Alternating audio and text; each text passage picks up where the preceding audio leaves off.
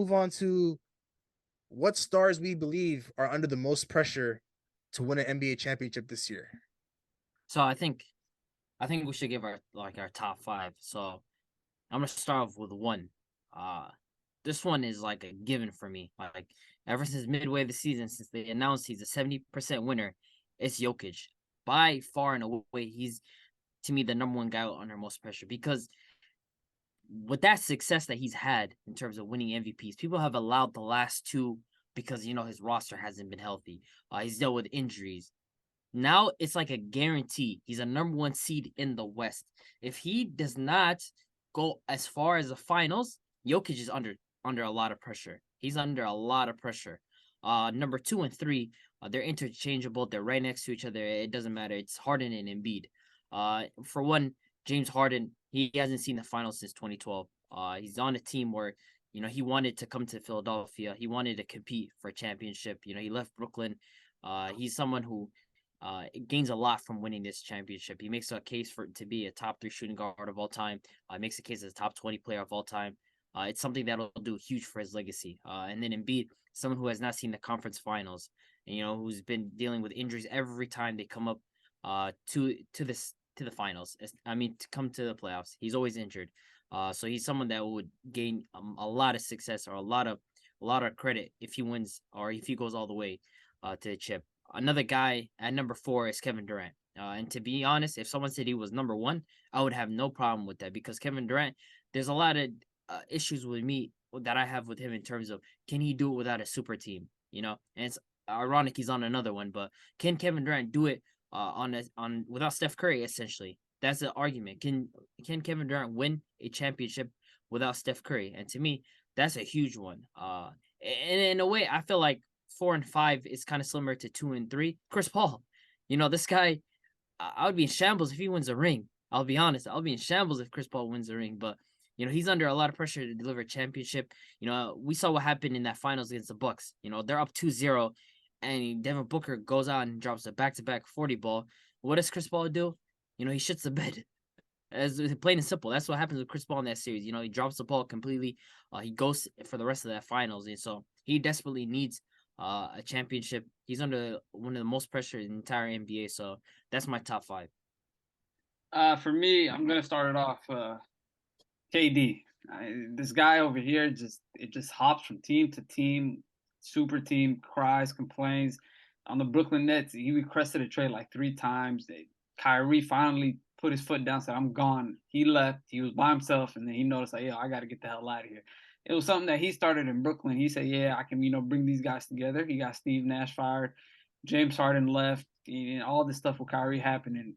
But like it goes all back to him, and not him hopping to another team with the Suns like Devin Booker's on there, DeAndre Ayton, and then you got CPO. I got another guy that's chasing rings that hasn't really hasn't won a ring yet. Been to the finals, choked supremely. So there's another guy that I'm gonna add to my list. But we'll start it off with KD. 2 is gonna be Jokic. 3-time MVP. I mean, what's all those MVP for if he cannot perform in the playoffs? If he doesn't make it to the finals for me, it shows a lot. Is he just a season performer? Is the excuse going to be, oh, his teammates didn't show? Is Jamal Murray's fault? Or is it Michael Porter Jr. not being healthy? Are we going to still use that excuse for him once it comes to the playoffs? Right now, they're looking extremely healthy. Number 3, Mr. Kawhi, Mr. Load Management. I got to throw Mr. Load Management on the list. It's kind of crazy. I can't lie. Like Kawhi, I don't know why. It's not going to be not just Kawhi. Let's make this. I'm gonna put the duo on the list. Kawhi and PG. It's really PG. It's not Kawhi. Like Kawhi could retire. Kawhi could retire to the Clippers. Him and PG teamed up and came to the Clippers saying that we're gonna win a ring here. It's been how long? 4 years. This was a perennial duo that we're gonna think the first 2 years with the Clippers. This guy Kawhi, he has 2 rings though. Like he has nothing to prove. He has nothing to prove, but at the same time, yeah. He came to the Clippers with PG. He said they're gonna win. They haven't. It's really PG that's under crazy pressure. I'll be honest, bro. PG, bro. You cannot put all the blame on PG. Yeah. I mean, outside the bubble Game 7, Kawhi Leonard has just been flawless every time he's been able to touch the playoffs. To be honest, they still haven't won the finals. They teamed up. The same reason LeBron and AD had that pressure on them. Oh, these guys can't make it to the finals. All their seasons are failures. You know why? They're two all-star perennial duos, the two of the best players in the game, two top 10 players. I expect them to win the finals as a duo. And I expect that coming from Kawhi and PG with the team that they have this year. I feel like the pressure's on both of them. I feel like they can make it far and they can win it, but we'll see what happens then. And then 4 and 5, it's a mixture of KD, Embiid, not KD, Embiid, James Harden, and CP3. I feel like those three guys, especially with Harden and CP3, they've both been to the finals. Harden with OKC back in his younger days, he played good, but he came short to LeBron and the CPO against the Bucks where he choked and played horrible. I feel like with Embiid as well, his last couple of years just being injured, Kawhi hitting that big time shot in the corner, to send him out, him crying in the hallway, it was pretty tough for him. So I feel like, Embiid, it's time for him to take that next level step, even without no MVPs in the season. I expect him, just like Jokic, you got to get to the finals. You got to, perform and win. So that's my 5 right there. And then, let me forget Harden. I forgot Harden. Another guy, how long? He's been in the league. Houston, a lot of choke jobs against the Spurs, against other teams. Came to the East, was injured with Brooklyn. Hasn't, has he played a playoff with the Sixers? James Harden? He did last year. Last year.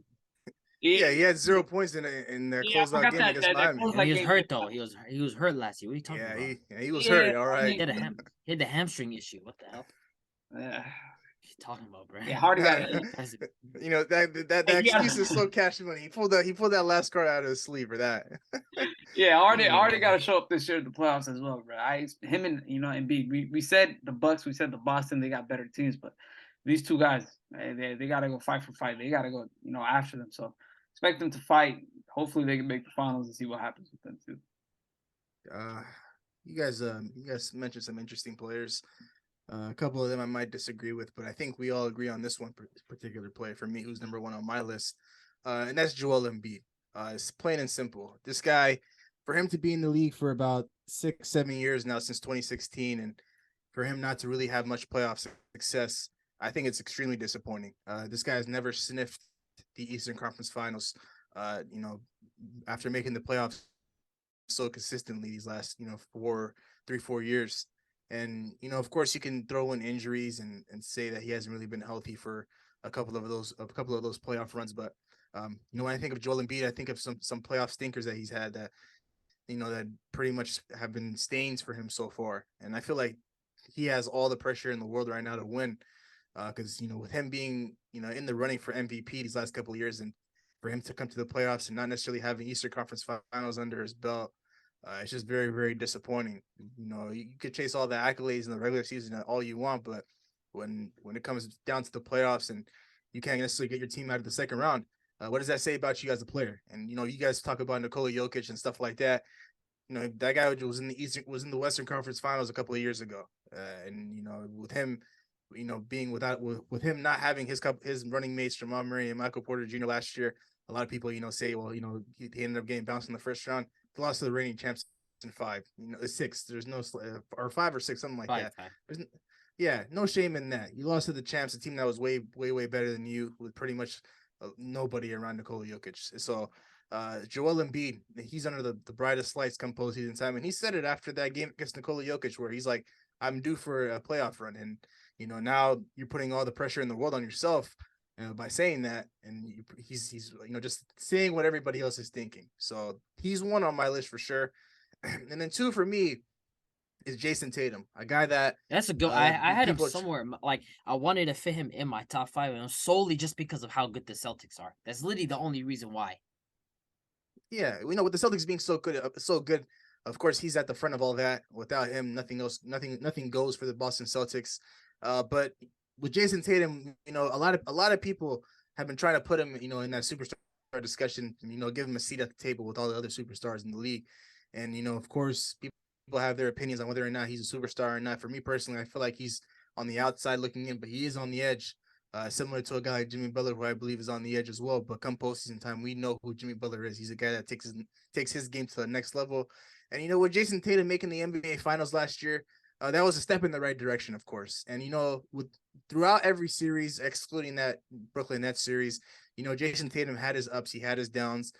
But for him to cap off his season last year with having his worst playoff series we've ever seen against the Golden State Warriors, I feel like there's a lot of pressure there's a lot of pressure that's on him to win right now, and that's simply because for him to go to the NBA Finals again back to back years, being the best team right now in all of basketball, and to cap this season off with the championship, not only does it give him a seat at the table, but there's no exit out of that. There's no point. There's no way Jason Tatum can exit that superstar discussion ever again once he caps it off with a championship. So I feel like there's a lot of pressure on him to rewrite the wrong that he did last year in the finals, where he pretty much got boxed up by Andrew Wiggins. And if he's able to do that, it gives him a seat at the table, and people don't necessarily have to debate whether or not he's a superstar or not. So that he's number 2 on my list.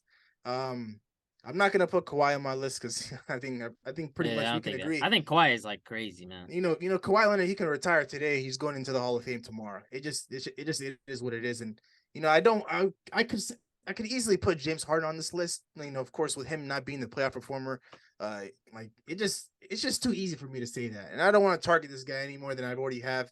I don't believe that this guy is going to elevate his game whatsoever come postseason time. This team really is going to go as far as Joel Embiid goes, and James Harden just has to play his part in this run that they're about to go on. It's just for him to just consistently do what he's doing right now, pretty much running the show, facilitating the offense, putting up his 20 points and double-digit assists. That's going to be just enough for the Philadelphia Sixers to be successful if Joel Embiid continues to do what he's doing right now. And of course, I think I'll wrap up my list with Nikola Jokic. Of course, when you're a guy that's won back-to-back MVPs and you throw in a third MVP on the way right now with the way the season is going, of course you need to have some sort of playoff success. And I think right now, what's the best thing for Nikola Jokic could be, of course, to him to cap off this year with the World Championship. But I feel like just getting to the Western Conference Finals, just getting to the NBA Finals should be just enough for him to not necessarily have a lot of eyes on him or a lot of pressure on him going into the next season. Because of course, Nikola Jokic, the best big man in all of basketball, arguably, not even a debate whether or not he's a top 5 player in this league. But similar to what we said about Giannis when he went back to back and he received his MVP trophy when he was back in Greece over Zoom. You really got to cap off, a season with the NBA championship to really solidify yourself as one of the best players in this league. So, Nikola Jokic would be the one that my last guy on my list. For Kevin Durant, I don't know why people just feel like this guy has all the pressure in the world. Like, yeah, he built another super team in Phoenix, and a lot of things went wrong in Brooklyn when he, got guys like Kyrie Irving and James Harden. But people don't necessarily bring up the fact that this guy's a 2-time MVP and a 2-time Finals MVP. Okay, come on, bro. We know those are asterisks on that. Like, come on, man. Like, I feel like last season, literally, I feel like that put a dagger into. Kawhi got 2 rings, right? When Kawhi got 2 rings, right? It's crazy to add him to the list, but KD got 2 rings. It's not crazy, right? It's not crazy to add him to the list, but to say that, for him, you have him number 1 on your list. Like, oh yeah, no, my hate with KD. Yeah, he's number 1. No, but listen though. Like last season, literally put a dagger into Kevin Durant's Warriors championship if there already isn't one. I mean, the fact that they didn't literally replaced him basically with Wiggins, of course they had Jordan Poole, but he wasn't really up to the final standards, and it meant nothing. They won another championship without Kevin Durant. Like, I feel like that just literally wiped the idea of Kevin Durant just being that meaningful to the Warriors. And so we know his 2 championship has a huge asterisk on it. It's the greatest team ever that he won with. That's not really impressive. Now he gets another super team. He has to perform. He has to win a championship. Like, there's literally, he got another team that he wanted, that he constructed. So there's no question in my mind that this is a team that Kevin Durant wanted to come to. He saw the opportunity to play with Devin Booker and Chris Paul and DeAndre Ayton, and so he got what he wanted. So he has to lie in the bid that he made. He has to go out and win a championship. Simple as that. Yeah, I mean, 100% I agree. His life post, Golden State era hasn't been successful as it was when he was there, not being able to get back to the NBA Finals, and, a lot of injuries and a lot of drama that's been surrounding him in Brooklyn. And now he has an opportunity to, have a fresh start in Phoenix with a new group, a new franchise, new head coach. Of course, there's going to be pressure on him, and for him, and not only him, for the Phoenix Suns as a team in general. These guys were in the finals a couple of years ago, and the following year, these guys do all this talking winners work, post game workouts, talking a whole lot, and they ended up getting bounced in 7 games in terrible fashion to Luka Doncic. So of course, I feel like the Phoenix Suns as a whole those guys have all the pressure in the world to win with with the roster that they constructed. But Kevin Durant just slots in, and he just fits in where he fits in. Like, the pressure is going to be there, of course. With Kevin Durant, there's always pressure. There was pressure in Brooklyn. There was pressure in Golden State. Of course, it just came easily in Golden State when you have guys like Steph Clay and Draymond Green. It was easy then. And then you go to Brooklyn, and now you have all the pressure in the world to win and perform without Steph Curry. I have no doubt in my mind Kevin Durant will perform. Of course, last time we saw Kevin Durant in the playoffs, he ended up getting swept by the Boston Celtics, a team that made the NBA Finals. Of course, it's embarrassing to say you guys swept when you have Kyrie Irving as your running mate playing every game. It is what it is at that point. But for me personally, I just, people like to put asterisks on Kevin Durant's championships and his Finals MVPs. I'm personally not one of those people that do that, because I believe he came into the team and even though it was easy and he was playing alongside Steph Curry, he was the best player in both those finals. And regardless of what the situation is, he ended up being a 2-time champion and 2-time Finals MVP. And a lot of people at the end of his career just have to respect that and have to acknowledge that. So, that's how I'm gonna wrap up my list. And then we'll go ahead and record a new hit, then we making us a film. Wouldn't sign a deal if I got a couple mil. Been in the lab, now they throwing out deals. Me and now Lakes, now that's overkill.